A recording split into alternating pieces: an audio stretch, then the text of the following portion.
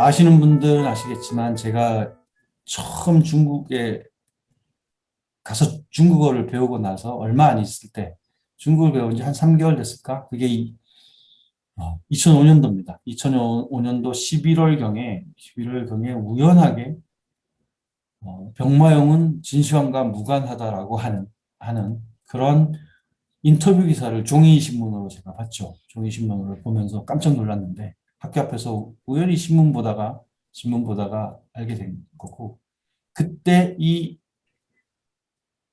사람 천징위안이라는 분, 지금은 여든이 넘으셨고 지금 난징에 사시는데, 이분에 대한 인터뷰 기사를 어, 시대 인물 주보라고 하는, 그러니까 이 신문은 주간지인데요. 주간지로 알려져 있는데 굉장히 뭐 일반 뭐 허드렛 신문이 아니라 굉장히 공신력이 있고 꽤 유명한 나름대로 신문이었습니다. 거기에 장장 한 4페이지에 걸쳐 가지고 병마용의 주인은 진시황이 아니다, 무관하다라고 하는 따옴표를 단 이제 인터뷰 기사를 썼고, 그거를 쭉 이제 제가 번역하면서 읽으면서 굉장히 감동받은 게 있죠. 이분은 평생, 천중현 선생은 평생 이 병마용과 진시황하고 아무 상관이 없다. 물론 지금도 주장하고 계시지만 그런 걸 하는 분이에요. 이야기하는 분이에요. 그래서 제가 그 다음 해에 배낭을 메고 따통과 핑야오를 거쳐서 시장까지 가서 주로 병마용을 봤죠. 병마용을 보면서 많은 걸 느꼈는데, 이 천징위안 선생이 주장하는, 지금도 이제 병마용 입구에 가면 진시황이 이렇게 조각상이 있지 않습니까? 이거 분명히 진시황 병마용 건물가 이렇게 돼 있습니다. 천징위안 선생이 주장하는 부분은 뭐냐면, 이 선생이 원래는 학교를 어디 다녔냐면 서안에서 다녔습니다. 서안에 건축 관련된 학과를 다녔고, 건축 공정사죠. 선생님은 건축 공정사인데 서안에서 학교를 다닌 것 때문에 이 고고학 발굴 뭐 이런 게 굉장히 관심이 많았고, 실제로 1974년도에 그 병마용이 발견되고 얼마 있지 않아서 일반 대중에게 공개되기 전에 병마용도 관람했고, 그리고 처음에 1950년대 중반경인가 진시황 무덤이라고 이렇게 알려졌을 때 그 진시황 무덤을 기준으로 해가지고 그 반경 몇 킬로 내에 여러 가지 어떤 그 고고학적 그 검토들을 했던 팀 프로젝트에 참여했던 경험도 있는 거예요. 그러니까 병마용뿐만 아니라 진시황은 너무도 잘 알고, 역사에서도 해박하고, 고고학도 잘 알고, 건축이라든지 뭐 이런 쪽에 굉장히 나름대로 해박한 지식을 갖고 있는 분이에요.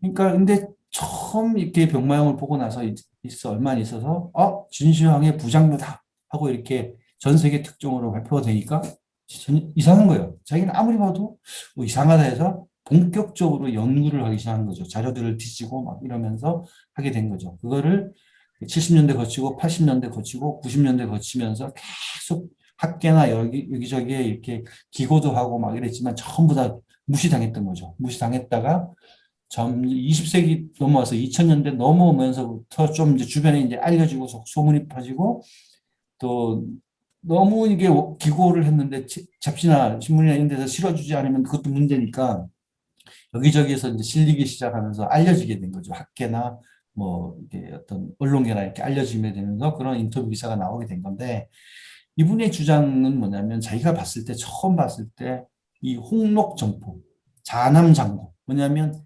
총천연색이었다는 거죠. 화려했다는 거죠. 처음에 이렇게 발견됐을 때. 지금은 계속 색이 변해가면서 이렇게 했다는 거죠. 그리고 기본적으로 진나라 때, 진시황, 당시에 그 군대들의 옷 색깔은 전부 흑색이었다는 거죠. 검은색.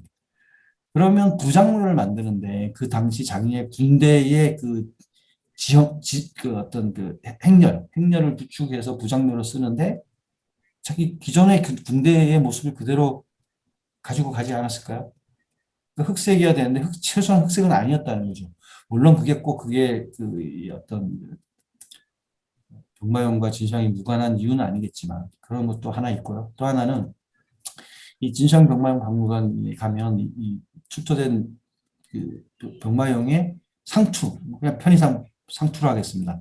한쪽으로 이렇게 기울어져 있어요. 약간 45도 각도로 기울어져 있는데 이걸 그 발개편 이렇게 부르는 거죠. 발개편 부르는데 어떤 거냐면 이 그 머리 스타일은 초나라 사람들의 머리 스타일인 거죠. 이제 여기도 보시면 전부 보면 있고 그렇습니다. 거의 대부분이 아 그리고 그 당시에 진나라 사람들은 이렇게 옆 뒤쪽으로 이렇게 뻗쳐진 게 아니라 앞쪽으로 이렇게 쪽주리처럼 이렇게 그 머리를 이렇게 묶었다는 거죠. 네, 그게 다른 거고 또 하나는 차동계에 대한 이야기입니다. 차동계. 진시황은 천하를 통일하면서 문자도 표준화하고 뭐 도로의 길이라든지 뭐 기타 등등 여러 가지 표준화를 하는데 그 중에 하나가 차동계인 거죠. 차동계는 뭡니까? 이 바퀴, 마차의 바퀴와 바퀴 사이의 길이가 같은 거죠. 그러니까 궤도가 같은 거죠. 도로의 길이가. 1호경에서 발견된 이 그 마차가 두 개죠. 두 개. 세트로 두 개 세트가 나오는데 두 개의 세트의 이 차동계 거리가 서로 다릅니다. 서로 다릅니다. 여기 사이의 길이가 다릅니다. 실제로 진시황 박물관에 가면 전시실에 가면 마차 두 구가 이렇게 전시되어 있거든요. 앞뒤로 이렇게 전시되어 있는데 하나는 진품이고 하나는 모조품이랍니다. 그래서 이게 가끔 이렇게 교대해 가면서 이렇게 전시한다고 하는데 아무리 봐도 어느 게 진짜인지 가짜인지 잘 모르겠지만 어쨌든 중요한 거는 차동궤 그 거리가 서로 다르다는 거죠. 네, 이건 분명히 진시황 때의 것이 아니라는 거죠. 그 전 시대의 것이죠. 분명히 그런 의미를 담고 있고요. 또 하나는 여러 사료에 근거해서 진시황릉은 죽기 전에 평소에 자기의 그 황릉, 능원 조성에 대한 그 기준을 정해놨는데 부장묘, 자기의 중심 그 무덤에서 300장을 벗어나지 않게 묘원을 쓰라는 거죠. 이 300장은 지금 기준으로 하면 690m입니다. 690m. 근데 가보시면 알겠지만 진시황 병마용 박물관에 1호갱, 2호갱, 3호갱이 이렇게 공개되고 있는데 1호갱의 서쪽 끝자리와 진시황릉의 동쪽 끝의 거리가 최단 거리가 1225m입니다. 1.2km가 넘는 거죠. 그런 사례들을 들어서 전반적으로 전징현 선생은 무관하다라고 이야기를 하는 겁니다. 그리고 이 병마용에 여러 가지 이렇게 글자들이 이렇게 새겨져 있는 것들이 많이 있는데 그 중에 하나를 예로 요거를 이제 제시하는 거죠. 그래서 천징현 선생이 이 얘기를 하기 전까지만 해도 사람들은 전부 이게 비천할 빗자로 생각했던 거야. 비천할 빗자로 봤는데 천징현 선생은 무슨 소리냐? 아니다. 이거는 미월이라고 하는 두 개의 글자가 나란히 적혀 있는 거다. 미월 이야기를 하는 거죠. 이게 처음 이게 발견된 장소입니다. 이게 지금으로부터 한 4, 5년 전이죠. 벌써 4, 5년도 더 됐나 모르겠는데 2015년인가 16년 이 사이에 상해 동방TV하고 베이징 위성TV 두 개의 채널에서 미월전이라고 하는 드라마를 편성했죠. 우리나라에도 자막해가지고 방송이 됐습니다. 방송이 됐고 가끔 미월전 드라마를 본 분들이 좀 꽤 계시는데 이 미월전에 그 아까 글자 써 있는 그 미월, 이 미월이 누구냐면 미월전의 주인공이기도 하고 진나라 선태후의 그 초나라 이게 아명이죠. 어릴 때 이름이죠. 그리고 초나라 여인으로 태어나가지고 나중에 진나라의 그 섭정태후가 된 그 인물이고 그 미씨, 성이 미씨죠. 미씨가 초나라 사람들 다 미씨거든요. 귀족들은 다 미씨죠. 왕족이나 귀족들은 다 미씨였습니다. 그러니까 초나라 여자였던 거죠. 미월은. 그래서 실제로 천징위원 선생은 이 1호갱, 적어도 1호갱은 진선태후의 부장묘다. 이렇게 주장을 하고 있습니다. 전국책이나 이런 데 보면 사마천 사기에도 조금 언급되지만 사마천 사기에도 그 진선태후에 대한 언급들이 있죠. 진소황의 어머니. 그리고 진시황의 고조할머니입니다. 고조할머니인 그 진선태후에 대한 이야기를 하고 있죠. 이런 얘기도 있고 이렇게 해문왕의 후궁이었다가 원래는 이제 무왕이 즉위를 이어받았는데 무왕의 어머니가 미월의 저기 친언니죠.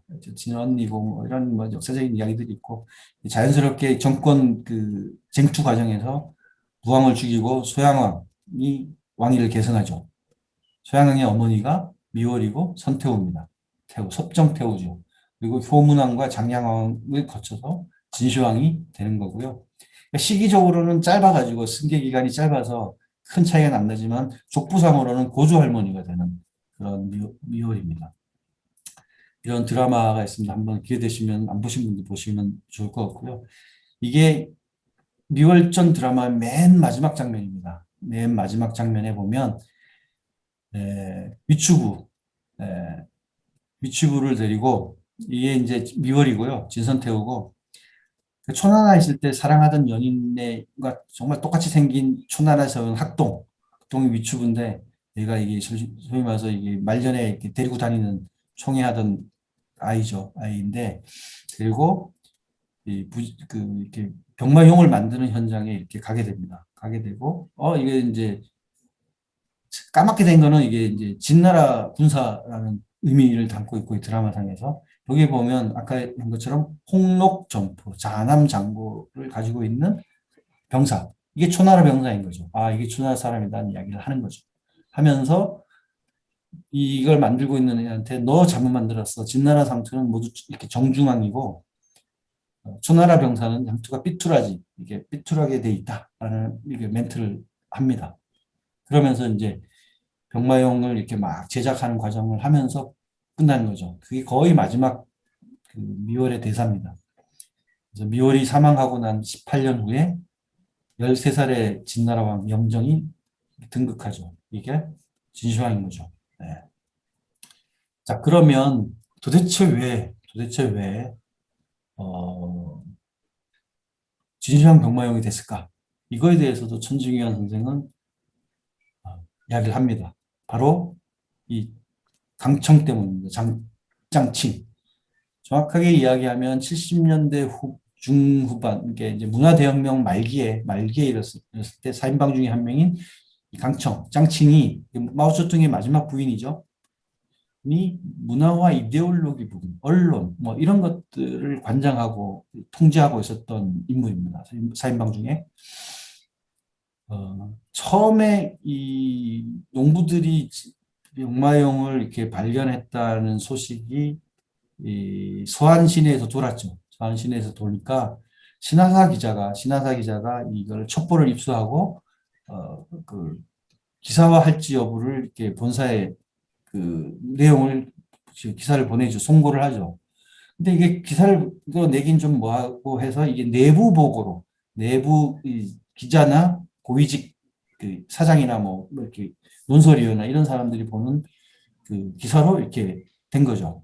이거를 유심히 보고 있던 사람들이 이거를 그 중앙정부에 보고를 합니다. 보고를 하고 결국 강청의 기획까지 들어가고 강청이 이를 그 활용하는 거죠. 그리고 보통 이런 큰 유물이 발견되면 고고학, 뭐 역사, 뭐 기타 등등 과학자들 다 모여가지고 뭐 고증도 하고 발굴에 대한 여러 가지 뭐 요즘 같으면 뭐 심포지움 이런 것도 하고 뭐 그러지 않겠습니까? 검증 과정을 거치잖아요.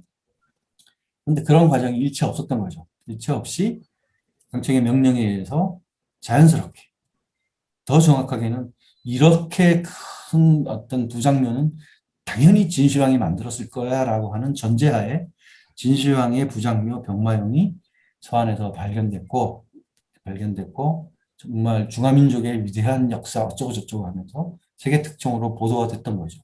네. 근데 그 당시 74년도 전후를 해서는 어떤 일이 있었냐면 60년대 후반에 인표 후계자로 지목되던 인표를 죽이고 그 이후로 이 사인방 체제에서 문화혁명 주체들이 가장 그 공을 들였던 것 중에 하나가 평법 비유라고 하는 그 운동이었죠. 그러니까 이게 비림 비공 이러는데 인표에 반대하고 공자에 반대하고 공맹사상을 반대하는 거죠. 비판하는 거죠. 반대라기보다는. 그래서 일종의 평법, 법가 사상을 이 어떤 그 평가를 새로 하고 육아 사상을 비판하는 이런 평법 비유의 그 분위기. 문화운동 뭐 이런 것들을 강청 주도로 특히 마오쩌둥도 마찬가지고요. 굉장히 이게 공식 석상에서 이런 것들을 막 이야기하는 과정이었던 거죠. 그리고 그 당시에 가장 문화혁명 맨 마지막 단계에 이르면 심각한 문제 중에 하나가 뭐냐면 마오쩌둥과 조은라이 총리의 그 불화였던 거죠. 이게 뭐냐면 어, 실제로 광마리학이라고 하는 사람이 있습니다. 20세기의 천재 그 문학가이자 고고학자이자 뭐 등등한 사람이 있습니다. 유명한 사람이죠. 이 사람이 을 비판하기 위해서 이 진시황의 병마용을 활용했다는 겁니다. 이 천중기한 선생의 이야기가. 뭐냐면 그 십비판서라고 하는 광마리학이 옛날에 썼던 그 책이 있습니다. 여기에는 뭐 공자 비판, 또 아니면 뭐 법가 비판, 순자, 뭐 한비자 비판, 뭐 이런 것들에 대한 10가지 내용들의 어떤 그런 것들을 이제 사실은 백가쟁명 이거를 비판적으로 본 그 평론서죠. 평론서 중에 맨 마지막 대목에 여부리와 진왕정의 비판에 대한 항목이 있습니다. 그리고 이 문서를 근거로 마오쩌둥은 공식 석상에서 광마략을 엄청나게 비난하는 거죠. 또 하나는 광마략이 민국 시대 때 한때 옛날에 장개석을 진슈황에 비유한 적도 있고 뭐 이런 등등의 이제 전후 과정이 있습니다. 지금으로 생각하면 몇십 년 전, 70년대에서 몇십 년 전 이야기를 가지고 뭐 그러냐 할지 모르겠지만 아시겠지만 시진핑의 저기 주석의 아버지인 시중신도 처음으로 이렇게 잡혀가지고 이렇게 공직을 잃었을 때도 정말 아무 일도 아닌 말도 되지 않는 일 가지고 저기 누명을 씌워가지고 하방시켰던 거 아닙니까? 하방시켰던 것처럼 실제로 광마략의 이런 그 비판, 이거를 비판하면서 진시황의 병마용 이야기를 가지고 사인방의 최종 목표는 조은라이 총리를 실각시키고 또는 감옥에 가두는 게 목표였던 거죠. 그걸 위해서 진시황을 병마용을 활용했다라는 게 선징위한 선생의 주장입니다. 이게 그 2018년대 CCTV에서 이게 이제 진시황 병마용이 뭐 병마용과 진시황이 무관하다는 이야기들이 막 돌고 지금은 한 학교에서도 그리고 뭐 바이두 한번 쳐보세요. 수없이 많은 그런 글들이 뜨고 미월전 드라마하고 막 분위기가 이상하니까 CCTV에서 그 국가기억이라고 하는 다큐 역사 다큐가 있습니다. 역사 다큐에 진병마용 탐미 해가지고 그 다큐를 하나 만들었고요. 5편인데 누가 발견자냐 발굴 과정에서 여러 가지 뭐 재미난 얘기 그리고 주인은 도대체 누구냐 뭐 이게 장군용 잃어버린 사건들 등등인데 그 세 번째